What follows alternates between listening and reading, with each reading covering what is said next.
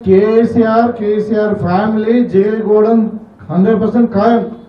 అది టెలిఫోన్ ట్యాపింగా లేకుంటే ఇంకా కాళేశ్వరం ప్రాజెక్టు అవినీతియా మరి ఇంకా చాలా ఉన్నాయి. ఇప్పుడు అంటే భూ కుంభకోణాలా వాళ్ళు చేసిన ధరణి ఏమున్నది ఇలా ధరణి. మేము ధరణిలో కూడా దాని భూభారతి చట్టం తీసుకొచ్చినాం.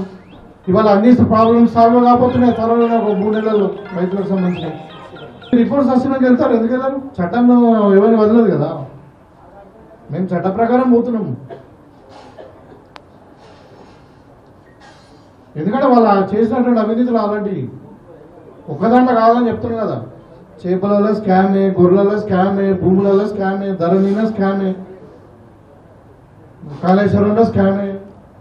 ఏదైనా ఒక మంచి పని చేస్తే చెప్పండి. వాళ్ళు చేసిన ఎజెండా ఏముంది? ఇప్పుడు చెప్పిన నేను కొన్ని ఎగ్జాంపుల్గా వాళ్ళు కూడా మా మీద మాట్లాడుతున్నారు. ఇప్పుడు యాక్చువల్గా చెప్పాలంటే టీఆర్ఎస్ లో ఏమైందంటే మొత్తం వాళ్ళు చేసింది ఏంటంటే లిక్కర్ బిజినెస్, డ్రగ్స్ బిజినెస్. ఇప్పుడు కేటీఆర్ స్వయంగా ఫామ్ హౌస్ లో దావా చేసుకుని వాళ్ళ బామర్ది ఫామ్ హౌస్ లోనే దొరికినరా లేదా కుకైన్ తీసుకొని దానికంటే మేము పార్టీ చేసుకోవద్దాం అంటే వాళ్ళు ఏమైంది? కేసీఆర్ కాన్స్టిట్యూట్ చేసినటువంటి నార్కోటిక్ వింగ్ లో ₹1 లేకుండా ఒక స్టాఫ్ లేకుండా పెట్టిరు 10 ఏళ్ళు. మేము ఇలా వచ్చిన తర్వాత పిల్లలను కానీ యూతులు కానీ వీళ్ళను డ్రగ్స్ వైపు పోవద్దని చెప్పి నార్కోటిక్ ప్రివెన్షన్ కింద ఒక సపరేట్ గా ఒక ఐజీని పెట్టి దానికి ఒక ₹50 కోట్ల ఇచ్చి ఫుల్ ఆఫీస్ ఎస్టాబ్లిష్ చేసి వాళ్ళ మనం మొత్తం కూడా నిజామాబాద్ మీరు చూడండి, నేను చెప్పడం కాదు, ఇవాళ బల్క్ డ్రగ్ ట్రాన్స్పోర్ట్ మొత్తం తగ్గిపోయింది. అంటే నార్కోటిక్స్ వాళ్ళు ఇచ్చిన సమాచారం ఏంటంటే అక్కడక్కడ కొంచెం ఏదో చిన్నగా అంటే కొన్ని స్మాల్ గ్రామ్స్ ఏమో అమౌంట్ ఇండివిజువల్గా తెచ్చుకుంటున్నారు మహారాష్ట్రకి వెళ్ళి.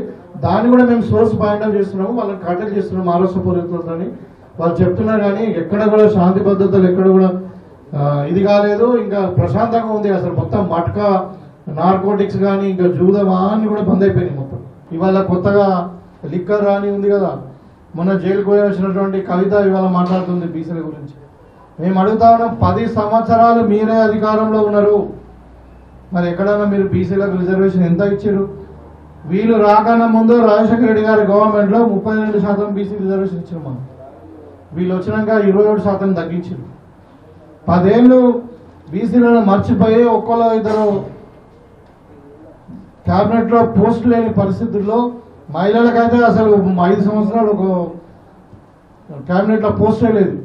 రెండోసారి మొన్న 23లో మన 18లో అధికారంకి వచ్చిన తర్వాత మీకు అందరూ కూడా తెలుసు కేసీఆర్ క్యాబినెట్ అసలు క్యాబినెటే లేదు. కేసీఆర్ ఒక్కడు మన ఆయన పెద్దలు మహమూద్ అలీ గారు ఇద్దరు ఒక 6 నెలలు అసలు క్యాబినెటే లేదు.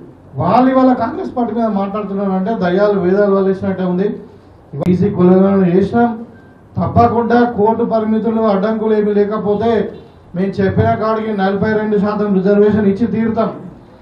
ఇక కోర్టు అడ్డం పడో లేకుంటే ఇంకేదో రాజ్యాంగబద్ధంగా న్యాయపరమైన చిక్కులు వస్తే తప్పకుండా దాన్ని కూడా పరిశీలించి చేద్దామన్న దాంతోనే ఇవాళ వచ్చిన డేటా అంతా కూడా బీసీ కులగణన ఏ కులం ఎంత ఉంది అని చెప్పి ఇవాళ కులగణన చేసి ఇవాళ మనం కోర్టుకు సబ్మిట్ చేస్తా ఉన్నాం. కాబట్టి ఇవాళ కవితకు బీసీలు గుర్తుకొచ్చారు. నేను ఒక ధర్నా చేసిండు అంటే అసలు వాళ్ళు ఏం మాట్లాడుతున్నారు, ఎందుకు మాట్లాడుతున్నారు, అసలు ప్రజలు ఎవరైనా వాళ్ళని జోకర్లా చూస్తున్నారు.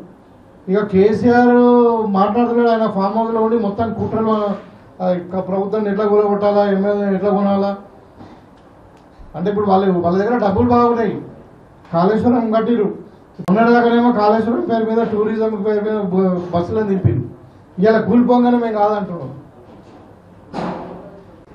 లాస్ట్ టైము కొన్ని ఏదో 29-30 సీట్లు వచ్చినాయి. ఇప్పుడు మళ్ళీ ఎంపీ సీట్లు వచ్చేసరికి మొత్తం డిపాజిట్లు పోయేసరికి మరి ఉనికిని కోల్పోతామని ఏదో ఒకటి పెట్టుకొని రోడ్డు మీదకి వస్తూ ఉన్నారు. కానీ ప్రజలలో స్పందన లేదు, నవ్వుతున్నారు. కేటీఆర్ మాట్లాడే మాట మొన్నదాకానేమో నేను జైలుకు పోతా ప్రజల కొరకు, ఆయనకు ఒక 6th సెన్స్ తెలిసినట్టున్నది. నేను చేసిన అవకతవకలు మొత్తం ఫార్ములా 1లో కానీ తర్వాత ఫోన్ ట్యాపింగ్లో కానీ వాళ్ళు చేసినది ఒకటి కాదు. ఇప్పుడు గొర్రెలలో స్కామే, చేపలలో స్కామే. అయితే జైలుకి పోతానే నేను బాగా అంటే తెలిసిపోయింది. దాని కొరకు ఏమంటున్నాడంటే నేను ప్రజల కొరకు జైలుకి పోతా. ఆయన కొరకు చెప్పారంటే సెక్రటరీ గూడ కొట్టేస్తే మీ కొడుకు ముఖ్యమంత్రి అవుతుందని కేసీఆర్ చెప్తే సెక్రటరీ గూడ కొట్టినట్టు ఈయన జైలుకి పోతే నువ్వు ముఖ్యమంత్రి అవుతాను కూడా చెప్పినట్టు. జైలుకి పోతా అని కృషి అవుతున్నాడని చెప్పి మరి ఎంక్వైరీ పెట్టి అరెస్ట్ చేయండి బాబా అంటే మళ్ళీ కోర్టుకు పోయి స్టే తెచ్చుకున్నాడు. మరి నువ్వు తప్పు చేయనప్పుడు ఎందుకు స్టే తెచ్చుకున్నావు? అంటే అంతా షోకుండి నేను జైలు పోయి వ్యాసాలు రాసుకుంటా, నేను మెడిటేషన్ చేసుకుంటా అని మాటలు మాట్లాడినాడు. మళ్ళీ ఇలా కోర్టుకు ఎందుకు పోయినరు, స్టే ఎందుకు తెచ్చుకున్నారు? ఈ తప్పు చేయకుండా మీకు భయం ఎందుకు? కవిత కూడా కట్టండి పెద్ద ఏదో బార్డర్ మీద యుద్ధం చేసినట్టు వచ్చి పిడికిల బిడ్డ నుంచి వచ్చి నేను కేసీఆర్ బిడ్డలు భయపడా ఏం ఘనకార్యం చేసిరా? దేశాన్ని దోసుకొని కూడా ఆడవాళ్ళు లిక్కర్ అమ్ముతారా? లిక్కర్ అమ్మినందుకు జైలుకు పోయి ఇంకా సిగ్గుతో తల వంచుకోవాల్సింది పోయి ఇంకా పిడికిలెత్తి ఏదో పెద్ద యుద్ధం చేసినట్టు భగత్ సింగ్ లాగా ప్రాణం పంపించినట్టు మాట్లాడుతూ ఉన్నారు వీళ్ళు. అంటే వాళ్ళ కుటుంబానికి ఏమాత్రం క్రెడిబిలిటీ లేదు. వాళ్ళ ఆలోచన విధానం అట్లుంది కాబట్టి వాళ్ళని పెద్ద పట్టించుకునే అవసరం లేదు. ఇక బీజేపీ వాళ్ళు అయితే అది భారతీయ జనతా పార్టీ కాదు, భారతీయ జూటా పార్టీ. అది ఇవాళ పసుపు బోర్డు అని చెప్పిండ్రు. ఏమైంది? పసుపు బోర్డు 5 ఏళ్ళు అయిపోయింది.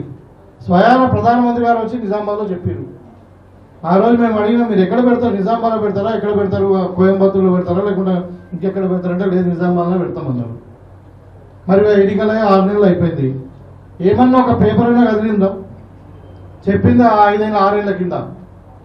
అప్పుడు రాజ్నాథ్ సింగ్ గారు హోమ్ మినిస్టర్గా వచ్చి చెప్పిపోయిండ్రు. అంటే ఇవాళ వాళ్ళకు ఒక ఎజెండా లేదు. వాళ్ళకి ఏం చేస్తారో ప్రజలకు చెప్పరు, ఏం చేసారో చెప్పవాలంటే అది చెప్పరు. వాళ్ళు కూడా విమర్శిస్తా ఉన్నారు. ఇలా కిషన్ రెడ్డి లాంటి వాళ్ళు, బండి సంజయ్ లాంటి వాళ్ళు, అరవింద్ లాంటి వాళ్ళు.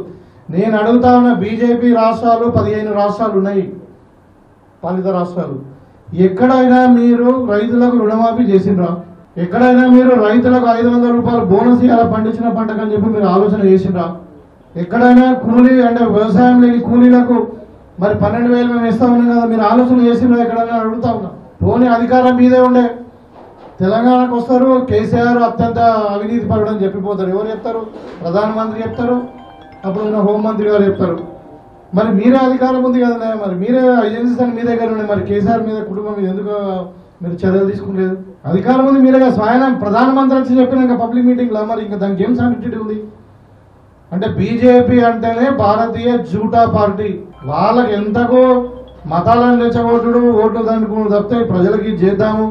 ఇవాళ బీజేపీ కాదా ఈ నల్ల చట్టాలను తెచ్చింది? 6,000 మంది రైతులను పుట్టలు పెట్టుకునేది బీజేపీ కాదా? దగ్గర 2.5 సంవత్సరాలు రైతులు ధర్నా చేసినటువంటి ఎక్కడ దేనికి చేసిండ్రు? బీజేపీ చేసిన నల్ల చట్టాలే కదా. రాబోయే కాలంలో ఇప్పుడు లోకల్ బాడీ ఎలక్షన్స్ అయితే మన మున్సిపాలిటీ ఎన్నికలు ఉన్నాయో, జిల్లా పరిషత్ ఎన్నికలు ఉన్నాయో, మండల పరిషత్ ఎన్నికలు ఉన్నాయి, సర్పంచ్ ఎన్నికలు ఉన్నాయి. 100% మొత్తం కూడా 100% మేము స్వీప్ చేయబోతా ఉన్నాం. ఇవాళ మహిళా సాధికారత కూడా కాంగ్రెస్ పార్టీ నంబర్ 1 లో ఉంది. ఇవాళ 1,00,000 కోట్లు పెట్టి 1 కోటి మంది మహిళలను మరి కోటీశ్వరులు చేయడానికి ఇందిరా మహిళా స్వశక్తి పేరు మీద ఇవాళ మేము స్కీమ్ తీసుకుపోతున్నాం. కాబట్టి 100% ఈ కాంగ్రెస్ పార్టీ స్వీప్ చేస్తుంది. తర్వాత ప్రజారంజక పాలన ఉన్నది. మా ప్రభుత్వాన్ని విమర్శించే నైతిక హక్కు బీజేపీ కానీ టీఆర్ఎస్ కానీ లేదు. ఇవాళ ప్రజల వాళ్ళు పూర్తిగా ఆదరణ కోల్పోయిందని చెప్పి నేను భావిస్తా ఉన్నాను.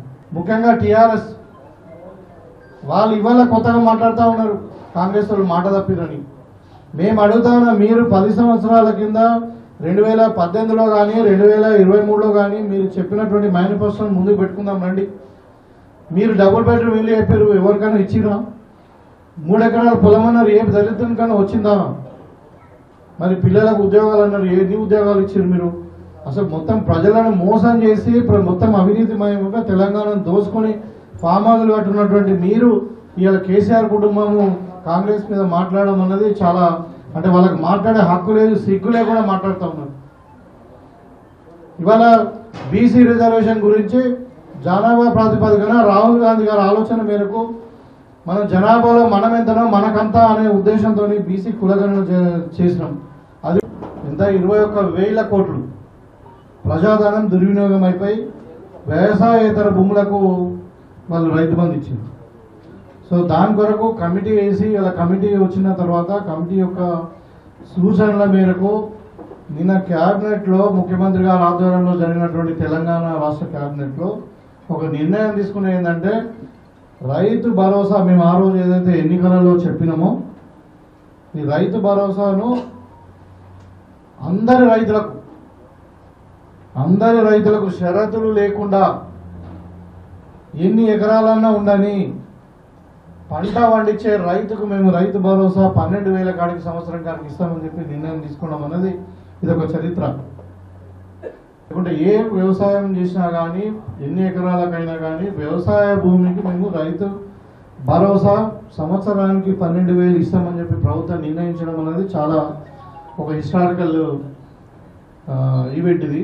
అదేవిధంగా మరి భూమి లేని వాళ్ళకు రైతు కూలీలు అనుకోండి, లేకుంటే వ్యవసాయం మీద ఆధారపడని వాళ్ళకు ఏం చేయాలని ఆలోచించినప్పుడు మరి తప్పకుండా వాళ్ళని ఆదుకోవాలన్న దాని మీద ఇవాళ సంవత్సరానికి 12,000 రూపాయలు ఒక్కొక్క వ్యక్తికి, అంటే ఇందిరమ్మ ఆత్మీయ భరోసా పేరు మీద మేము ఎలక్షన్ మేనిఫెస్టోలో చెప్పినాము.